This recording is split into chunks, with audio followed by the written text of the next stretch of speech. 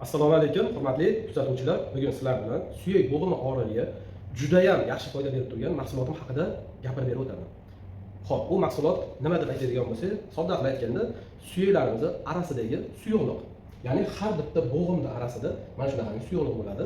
Shu suyuqlik kamayishini hisobiga suyaklarda og'riq kelib chiqadi. Birinchi o'rinda, keyin yemirilish kelib chiqadi. Xuddi pachimni degan narsani hamma biladi. Pachimnida arasida yog'i bo'ladi. Yog'i kamaygandan keyin u pachimniga ishdan chiqishni boshlaydi. Xuddi shunaqangi bizni har bitta bo'g'imlarimizda ham xuddi shunaqa suyuqlik bo'ladi. Suyuqlik 40 yoshdan keyin o'zi kamayishni boshlaydi, ba'zi bir sabablarga ko'ra. O'shaning hisobiga bizda suyaklarimiz og'riq kelib chiqadi. Nimaga? Aynan birinchi bo'lib chizalarda va chanoq suyaklarimizda. Chunki bu yerda yuklama og'ir bo'ladi. Butun tanamizni og'irligi mana shu joylarga tushganligi uchun vazni katta odamlarda bu tez kuzatiladi. Agar biz mana shu suyuqlikni joy-joyiga ushlab tursak, suyuqlik kamaymasa, bizda unaqangi muammolar umuman bo'lmaydi. Xo'p, endi suyuqlikni juda ham ko'pchilik ukol shaklida olyapti. $100 dan. Buni o'sha ukol olganlar yaxshi biladi. O'sha chizzasini ko'zini arasiga mana ukol qilib chizib qo'ydim. Mana shu suyuqlikni quyib qo'yadi. Va bu rosa uzoq tursa 3 oy turishligi mumkin.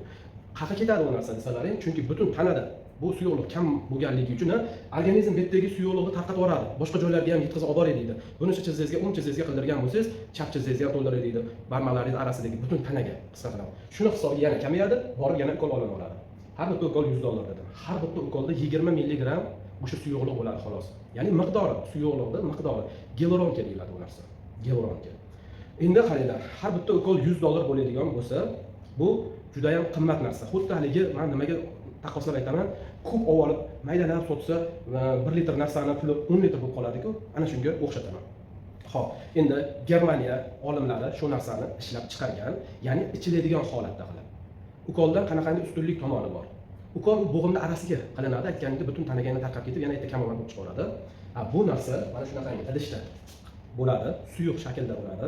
Bu yarim litrdan ikkita bo'ladi. Bitta korobkasida ikkita bo'ladi, ya'ni 1 litr bo'ladi. 1 litri diqqatlar mana shu yerdan yozib qo'yganman. 2.812.500 so'm turadi. 1 litri. Men sizlarga hozir buni ham ukoldan farqini mana shu yerga yozib chizib qo'yganman, tushuntirib o'taman. Qaranglar, bitta ukolimizda 20 milligram gialuronka bo'lsa, 20 milligram.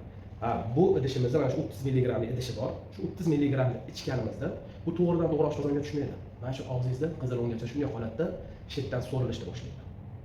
Ichganingizdan keyin suv ichasiz, suv qon aylanishini yaxshilab beradi, qon aylanishini hisobiga butun tanangizga tarqashni boshlaydi bu suyuqlik.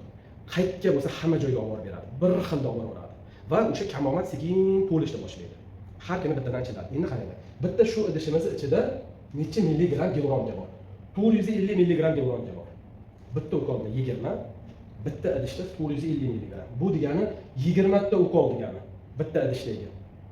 Bitta idishdagi 20 ta ukol. 20 ta ukollarning $100 dan bo'lsa $2000 degani mana bitta idishdagisi. Endi qaranglar. 1 litrda qancha bo'ladi? 500 ta ukol bo'ladi. 500 ta ukol $100 dan hisoblasangiz $50,000 ga to'g'ri keladi. Xo'p, endi qancha ichishligimiz kerak bu narsani deydiganlarga organizmingizda kamomatga qarab. Agar kamomat kamroq bo'lsa, kamroq ichasiz.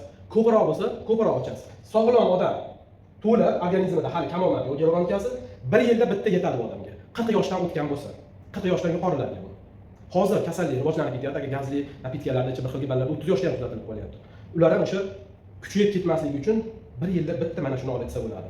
Agar bunaqangi kamomat o'zi yarmiga ketib qolgan bo'lsa, ular har oy olib ichishadi, hammada har xil. 6 oy ichganlar bor, 3 oy ichganlar bor, 1 yil ichganlar bor. Hammani organizmiga har xil ta'sir qiladi, ya'ni o'zlashtirishi bor, keyin kamomati bor. Yana ham to'liq ma'lumot kerak bo'lsa, telefon qilasizlar, aloqaga chiqasizlar, sizlar bilan gaplashamiz, o'shanga qarab maslahatimizni yana beraveraman. Butun dunyo bo'ylab topsalar ham bo'ladi mahsulotni, yagona narx, o'zgarmas sifat.